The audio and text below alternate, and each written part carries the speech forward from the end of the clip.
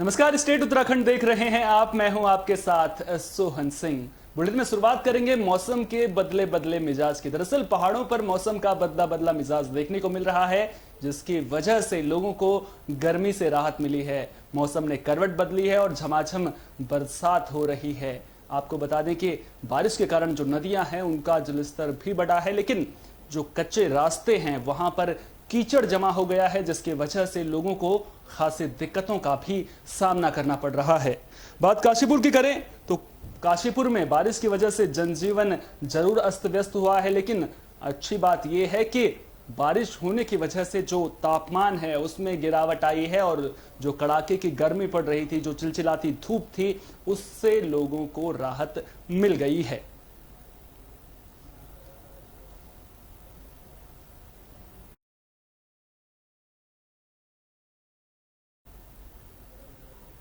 तो जहां एक और बारिश वरदान बनकर सामने आई है, गर्मी से राहत मिल रही है, वहीं बागेश्वर में बारिश और भूस्खलन से तबाही हुई है। आपको बता दें कि बारिश और भूस्खलन की वजह से एक मकान भरभरा कर गिर पड़ा, जिसके मलबे में दबकर 3 लोगों की मौत की जानकारी सामने आ रही है। तो बागेश्वर जिले के कपकोट में बारिश और भूस्खलन जिंदगी पर भारी पड़ता नजर आ रहा है। कपकोट में बारिश और भूस्खलन से भारी तबाही हुई है। भूस्खलन की चपेट में आने से एक मकान भरभरा कर गिर गया। मकान के मलबे की चपेट में आने से 3 लोगों की मौत हो गई। घटना कपकोट तहसील के सुमगढ़ अठाबड़ तोक की है। मामले की जानकारी मिलने के बाद तहसील प्रशासन के अलावा आपदा प्रबंधन और एसडीआरएफ की टीम मौके के लिए रवाना हुई है। भारी बारिश के कारण कई सड़कें भी बंद हैं, जिसकी वजह से आवागमन प्रभावित हुआ है। आपको बता दें कि प्राकृतिक आपदा पहाड़ों पर कोई नई बात नहीं है। अक्सर इस तरह की खबरें हम देखते हैं जहां पर प्राकृतिक आपदा की वजह से पहाड़ों पर जानमाल का नुकसान होता है, लेकिन अब जो प्राकृतिक आपदा है उसको रोका कैसे जाए, पहले से तैयारियां कैसी हों, इस पर काम करना बेहद जरूरी है। उम्मीद करेंगे कि आगे इस तरह की जो घटनाएं हैं वो सामने नहीं आएंगी, क्योंकि प्राकृतिक आपदा की चपेट में आने से पहाड़ों पर जानमाल का काफी नुकसान होता है।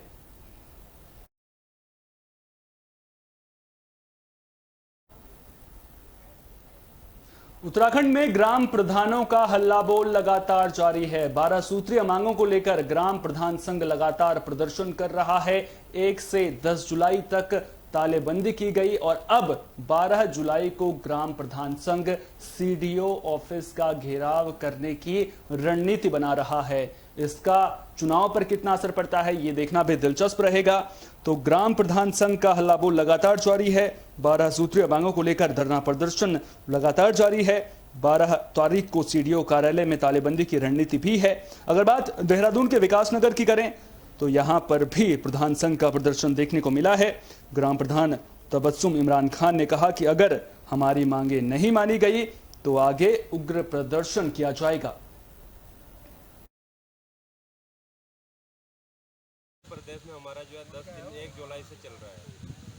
हम आज शाम को 5 बजे तक का हमने समय दिया था वो सरकार को समय दिया हुआ है। अगर उनका कोई भी या शासन का कोई भी आदमी आके वार्ता करे हमारे ज़िले में या यहाँ पर आके या कहीं पे भी जहाँ से भी वो बात कर सकते हैं वो बात करें।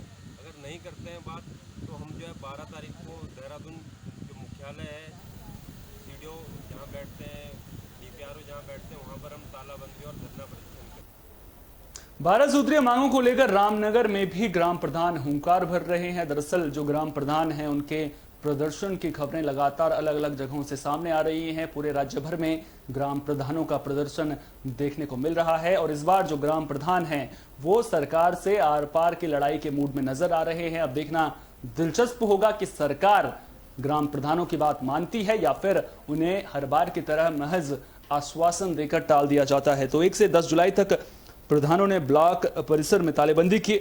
जो इस ब्लॉक प्रमुख संजय नेगी ने प्रधान संगठन की ओर से सरकार से कॉमन सर्विस सेंटर सीएससी को 2500 रुपए प्रति महीने प्रत्येक ग्राम पंचायत से दिए जाने का आदेश शीघ्र वापस लेने की अपील की है। उन्होंने कहा कि हर ग्राम पंचायत खुद अपने काम करने में सक्षम है। इसके अलावा 15वें वित्त में हो रही भारी कटौती पर रोक लगाने, ग्राम प्रधानों का मानदेय 1500 रुपए से बढ़ाकर 10,000 करने, और 5,000 रुपए मासिक पेंशन के रूप में दिए जाने की मांग भी की गई है। और ग्राम पंचायतों के जो निर्माण कार्य होते हैं उनमें तेजी के लिए जेई और कंप्यूटर ऑपरेटर की नियुक्ति जल्द करने की भी मांग की गई है। तो क्या सरकार ग्राम प्रधानों की इन मांगों को मानेगी, ये अपने आप में बड़ा सवाल है, क्योंकि अब चुनाव नजदीक हैं, अगले साल चुनाव होने हैं। ऐसे में सरकार पर दबाव बनाने की जो ग्राम प्रधान संघ है वो पूरी कोशिश भी कर रहा है। और केवल इसी सरकार की बात नहीं है, इससे पहले भी जो सरकार थी उसके सामने भी ग्राम प्रधान संघ ने इस तरह की मांगे रखी थी, लेकिन अभी तक जो मांगे हैं वो नहीं मानी गई हैं।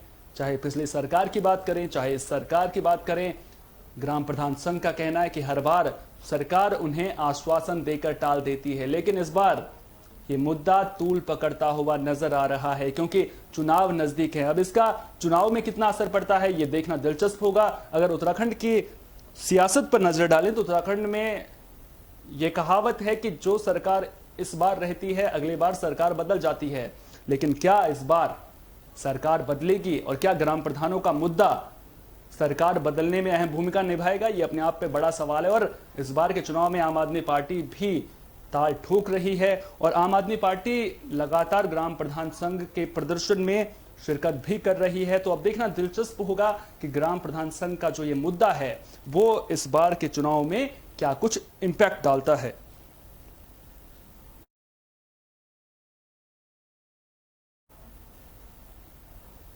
श्रीनगर गढ़वाल के संयुक्त अस्पताल में आज हंगामा देखने को मिला है। दरअसल आशा कार्यकर्ताओं ने अस्पताल प्रबंधन पर गंभीर आरोप लगाए हैं।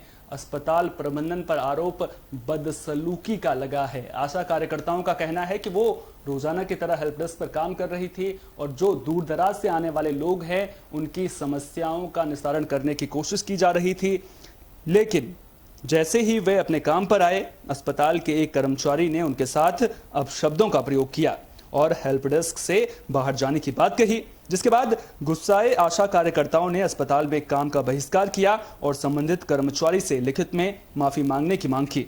आशा कार्यकर्ताओं ने कहा कि अगर कर्मचारी ने लिखित माफी नहीं मांगी तो वे आंदोलन करेंगे। अस्पताल प्रबंधन ने मामले को लेकर चुप्पी साध ली है। वहीं अब इस पूरे मामले पर भी सियासत होती हुई नजर आ रही है। आम आदमी पार्टी ने कहा है कि अगर कार्रवाई नहीं होती है तो वे प्रदर्शन करेंगे। तो खबर श्रीनगर के संयुक्त अस्पताल से सामने आ रही है, जहां पर आशा कार्यकर्ताओं का प्रदर्शन देखने को मिला है। आरोप अस्पताल प्रबंधन पर बदसलूकी का लगा है। श्रीनगर के संयुक्त अस्पताल में जो आशा कर्ती के साथ बाबू भानु प्रताप ने जो दुर्व्यवहार किया वो ठीक नहीं है। और ये आशा कार्यकर्ती जो वो है ये जिन्होंने कोरोना काल में घर घर जाकर लोगों को दवाइयाँ भी बांटी। जिस वक्त हम लोग घरों में छुपे हुए थे उस वक्त ये बहनें घर घर जाकर पूरी सेवा कर रही थी अपने बच्चों को न देखकर। और मैं निवेदन करता हूँ सीएमओ साहब से कि बाबू के खिलाफ उचित कार्रवाई की जाए। आम आदमी पार्टी इसका बहुत विरोध करती है। कल अचानक 12 बजे के आसपास वहाँ से आशा हेल्प डेस्क की ओर गया, जहाँ पर कि संयुक्त अस्पताल के बाबूजी द्वारा आशा कार्यकर्तियों के साथ अभद्र व्यवहार किया जा रहा था। अचानक से मेरा वहाँ पर पहुँचना, जो कि एक सैनिटाइजर को लेते हुए कह रहे थे कि यदि आप इस सैनिटाइजर की देखभाल नहीं करोगे तो मैं आपका हेल्प डेस्क उठा के बाहर रख दूंगा, उठा के पुराने अस्पताल भेज दूंगा, नीचे वाली बिल्डिंग में बिठा दूंगा। बाबू भानु प्रताप जी हमारे पास आए और हमसे बदतमीजी करने लगे कि आप लोग यहाँ पर क्यों बैठे हुए हैं। जब हमने उनसे कहा कि हम यहाँ पर हेल्प डेस्क में बैठे हुए हैं तो उन्होंने कहा कि जब आप लोग यहाँ पर बैठे हुए हो तो आप लोग सैनिटाइजर मशीन की देखरेख क्यों नहीं कर रहे हो। तो हमने कहा कि हम तो अपना काम कर रहे हैं, यहाँ पर हेल्प डेस्क में बैठे हुए हैं। तो उन्होंने कहा कि अगर आप लोगों ने सैनिटाइजर मशीन की देखरेख नहीं की तो हम आप लोगों का हेल्प डेस्क बाहर फेंक।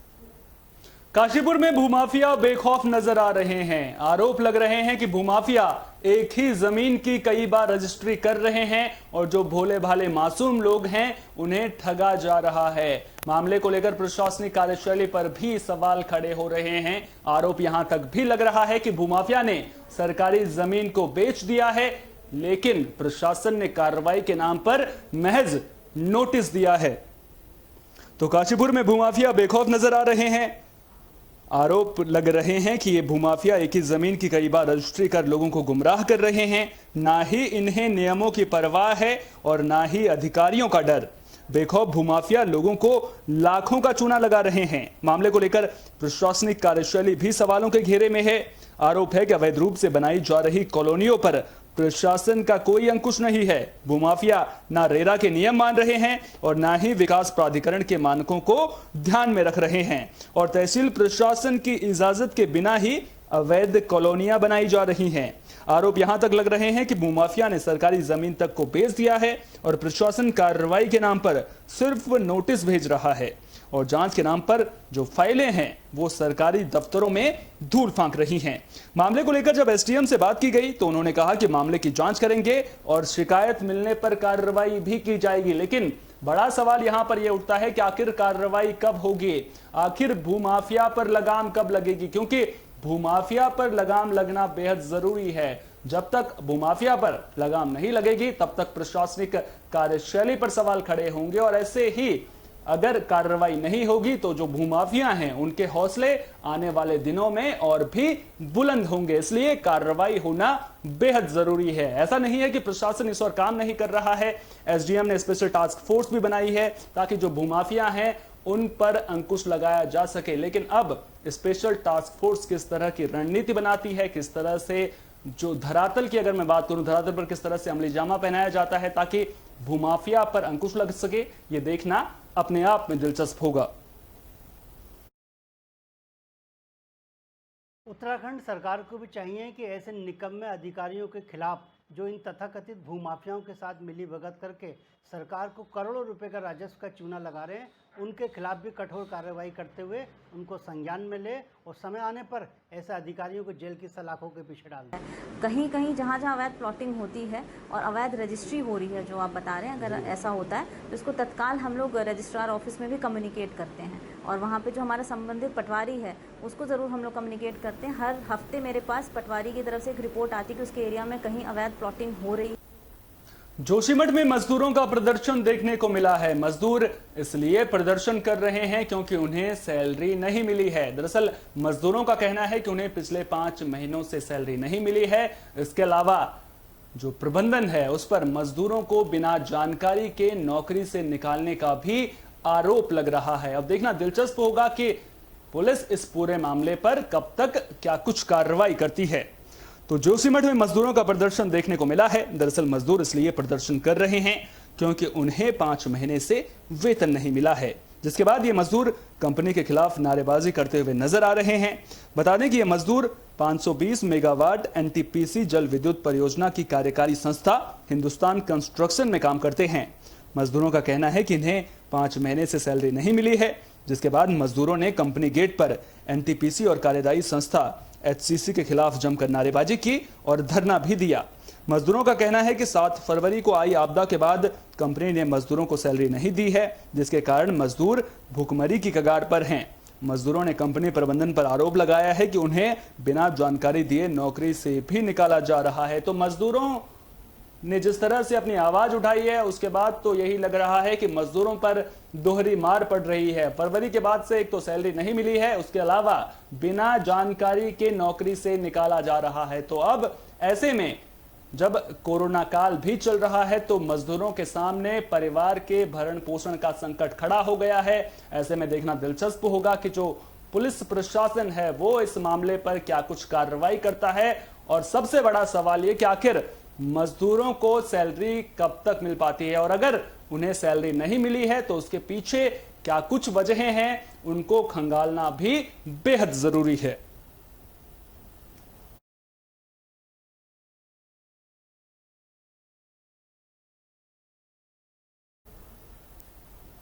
उत्तराखंड में एक से बढ़कर एक प्राकृतिक धरोहर हैं, उसके अलावा कई मानव निर्मित धरोहर भी हैं। उनमें से एक है गरतांग गली, जो पिछले 46 सालों से बंद है। लेकिन आपको बता दें कि गरतांग गली उत्तराखंड की खूबसूरती में 4 चांद लगाने का काम करती है और अब 46 साल बाद गरतांग गली एक बार फिर से पर्यटकों के लिए खुलने वाली है।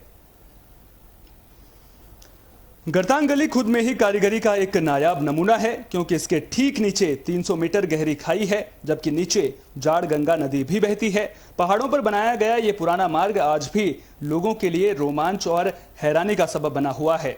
साल 1975 तक सेना भी इसका इस्तेमाल करती रही, लेकिन उसके बाद सेना ने भी अपना आना जाना इस गली में बंद कर दिया था। अब प्रशासन इसे खोलने की तैयारी कर रहा है। पिछले 46 सालों से गरतांग गली का उपयोग और रखरखाव ना होने के कारण इसका अस्तित्व मिटता जा रहा था, लेकिन अब इस गली को ठीक किया जा रहा है।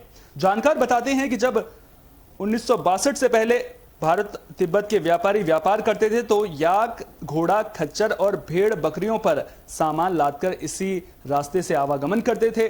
गरतांग गली सबसे पुराना व्यापारिक मार्ग हुआ करती थी। यहां से ऊन, गुड़, नमक और मसाले दूसरी जगहों पर भेजे जाते थे। 1962 में भारत चीन युद्ध के दौरान गरतांग गली ने सेना को अंतर्राष्ट्रीय सीमा तक पहुंचाने में भी अहम भूमिका निभाई थी। गरतांग गली की सीढ़ियां आपको बदहाल नहीं मिलेंगी।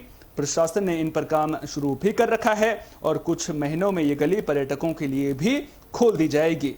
पहले गरतांग गली की सीढ़ियों को खड़ी चट्टान वाले हिस्से में लोहे की रॉड गाड़कर और उसके ऊपर लकड़ी के पट्टे बिछाकर रास्ता तैयार किया जाता था। बेहद संकरा और जोखिम भरा ये रास्ता गरतांग गली के नाम से मशहूर हुआ, जो अपने आप में कारीगरी का एक नायाब नमूना है। तो अगर आपको भी एडवेंचर पसंद है, अगर आपको भी रोमांच की दुनिया पसंद है, तो हम तो आपसे यही कहेंगे कि एक बार गरतांग गली जरूर घूमने आइए। लेकिन अब देखना दिलचस्प होगा कि गरतांग गली कब से पर्यटकों के लिए खुलती है, क्योंकि 46 साल से ये बंद थी। उसकी वजह से इसके रखरखाव में भी दिक्कतें आ रही थी, जिसके बाद ये उम्मीद जताई जा रही थी कि क्या अब गरतांग गली का अस्तित्व खत्म हो जाएगा। ये अपने आप में बड़ा सवाल था, लेकिन अब अच्छी खबर ये है कि 46 साल बाद गरतांग गली एक बार फिर से पर्यटकों के लिए खुलने वाली है और अब पर्यटक गरतांग गली के रास्ते रोमांच की दुनिया का सफर कर सकेंगे। देखिए, गरतांग गली का जो प्रोजेक्ट था वो पीडब्ल्यूडी के द्वारा किया जा रहा है। उसमें करीबन 60-70% काम हमारा पूरा हो गया है। अगले 1 से 1.5 महीने में हमें उम्मीद यही करते हैं कि वो कार्य पूर्ण हो जाएगा, जो कि उसका रिपेयरिंग का, रिनोवेशन का काम था। और जैसे भी कोविड की आगे सिचुएशन होगी उस हिसाब से फिर उसको पर्यटकों के लिए खोला जाएगा। पहाड़ों पर प्रकृति के एक से बढ़कर एक खूबसूरत नज़ारे देखने को मिलते हैं और इन्हीं नज़ारों को देखने के लिए देश विदेश से सैलानी यहां पर पहुंचते हैं। उन्हीं में से एक है उत्तरकाशी में बामसर उताल। आपको बता दें कि यहां आप किसी वाहन से नहीं आ सकते हैं। यहां आने के लिए आपको केवल एकमात्र जरिया ट्रैकिंग से ही आना पड़ेगा। तो उत्तराखंड अपनी खूबसूरती के लिए दुनिया भर में मशहूर है। यहाँ के पहाड़ों पर प्रकृति के खूबसूरत नज़ारे देखने को मिलते हैं। उन्हीं में से एक है बामसर उताल। उत्तर भारत में भले ही भीषण गर्मी हो, लेकिन बामसर उताल की वादियों में आपको बर्फ ही बर्फ नजर आएगी। उत्तरकाशी में बामसर उताल दुनिया भर में मशहूर डोडीताल से करीब 40 किलोमीटर दूर है। यहाँ पहुँचने के लिए ट्रैकिंग ही एकमात्र जरिया है। संगम चट्टी और हनुमान चट्टी से ट्रैकिंग के जरिए यहाँ पहुँचा जा सकता है। 6 दिन और 5 रात के ट्रैकिंग सफर के दौरान एक बहुत ही ऊंचा और खूबसूरत वाटरफॉल चौड़ा दूनी पड़ता है, जिसकी खूबसूरती देखते ही बनती है। इसके अलावा दरबा टॉप के बाद बियां बुग्याल में ब्रह्मकमल के साथ कई खूबसूरत फूलों की घाटी हैं, जो चारों ओर से बर्फ की पहाड़ियों से घिरी हैं। करीब 500 मीटर इलाके में फैला ये ताल अभी भी करीब 80% बर्फ से जमा हुआ है। बामसर उताल को भीमताल के नाम से भी जाना जाता है और यहाँ से कुछ दूरी पर भीम गुफा भी है। तो अगर आप पहाड़ों पर घूमने के शौकीन हैं, अगर आपको पहाड़ों पर नज़ारे देखना पसंद है, तो आप एक बार बामसर उताल घूमने जरूर आइए, क्योंकि यहाँ की खूबसूरती आपके मन को मोह लेगी। मैं अनुज सिंह पंवार, क्षेत्र पंचायत अघोड़ा, और मैं आप लोगों को ये बताना चाहता हूँ कि एक और ट्रैक ढूंढा गया है कि जिसका नाम है बामसरू लेक। यहाँ से तकरीबन रोड हेड से जो उसकी दूरी है वो है तकरीबन 50 किलोमीटर और वहाँ की जो हाइट है 4,400 मीटर। और वहाँ पे जब उस ट्रैक को करते हैं तो चारों तरफ अनेक प्रकार के फूल हैं, वो फूल पाए जाते हैं। और डोडीताल से आगे वहाँ से कुछ माउंटेन दिखते हैं, जैसे बंदरपुच, ईस्ट बंदरपुच बेस कैंप भी दिखता है वहाँ से। तो वहाँ से एक और ट्रैक निकलता है जो कि पहुँचता है भंगेली। नरेंद्र नगर में लोक अदालत का आयोजन किया गया। इस दौरान लोग अपनी समस्याओं को लेकर पहुंचे। आपको बता दें कि इस मौके पर 15 समस्याओं का समाधान किया गया। वहीं जो वादी और प्रतिवादी थे वो भी इन फैसलों से खुश नजर आए। तो नरेंद्र नगर में लोक अदालत का आयोजन किया गया जिसमें लोगों की समस्याएं सुनी गई। बता दें कि सुप्रीम कोर्ट के आदेश और राज्य विधिक सेवा प्राधिकरण के दिशा निर्देश पर लोक अदालत लगाई गई है। ये लोक अदालत सिविल जज जूनियर डिवीजन कोर्ट में लगाई गई। इस दौरान कुल 15 मामलों का निस्तारण किया गया। इन मामलों में समन्वय मामले जो समझौतों के आधार पर होते हैं का निस्तारण किया गया। अदालत के पीठासीन अधिकारी शंभुनाथ सिंह सेठवाल ने मामलों को सुनने के बाद निस्तारण किया।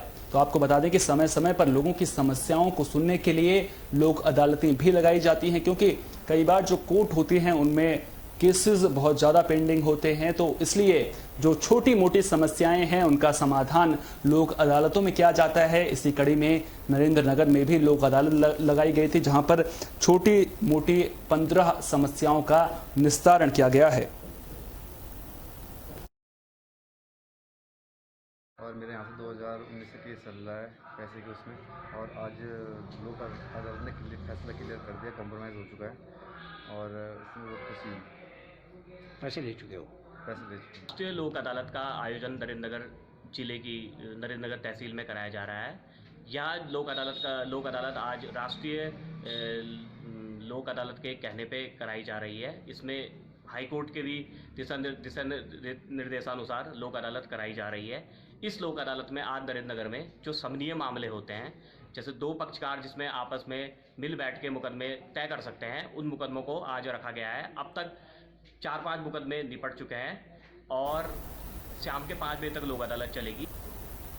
धारचूला से सड़क हादसे की खबर सामने आई है। आपको बता दें कि इस सड़क हादसे में बिजली विभाग का एक कर्मचारी घायल हो गया है। जानकारी के मुताबिक जो बिजली विभाग का कर्मचारी है वो अपने बच्चे के साथ बाजार से घर की ओर जा रहा था। इसी दौरान एक बाइक पर 3 युवक सवार होकर आए और उन्होंने जो बिजली कर्मचारी है उसकी बाइक में टक्कर मार दी, जिससे जो बिजली कर्मचारी है वो गंभीर रूप से घायल हुआ है।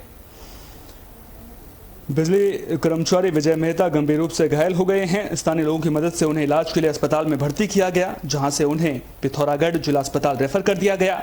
जानकारी के मुताबिक दूसरी बाइक पर 3 युवक सवार थे। हादसे के बाद तीनों युवक फरार हो गए। पुलिस तीनों युवकों की तलाश कर रही है। इस घटना के बाद बिजली विभाग के कर्मचारियों में आक्रोश देखने को मिल रहा है।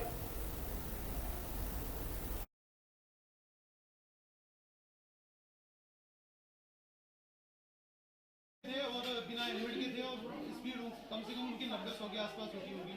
तो मैंने तो बाइक साइड में कर ली थी। वो पता नहीं उनसे डिसबैलेंस हुआ, पता नहीं क्या हुआ। करीब 100 मीटर पहले उन्होंने मेरे को देख लिया था। उसके बाद उन्होंने मेरी बाइक पे ठोक दिया। थाई में बहुत ज़्यादा चोट है, लेकिन हम लोगों ने स्टिच वगैरह कर दिया, फर्स्ट एड दे दिया है, लेकिन एक प्रिकॉशन के तौर पर उसको हम रिफर कर रहे हैं पिथौरागढ़। अगर मान लो अंदर ब्रेकिंग गार्ड या ब्लड तो चल जाएगा। इस बुलेटिन में इतना ही। दीजिए इजाजत। नमस्कार।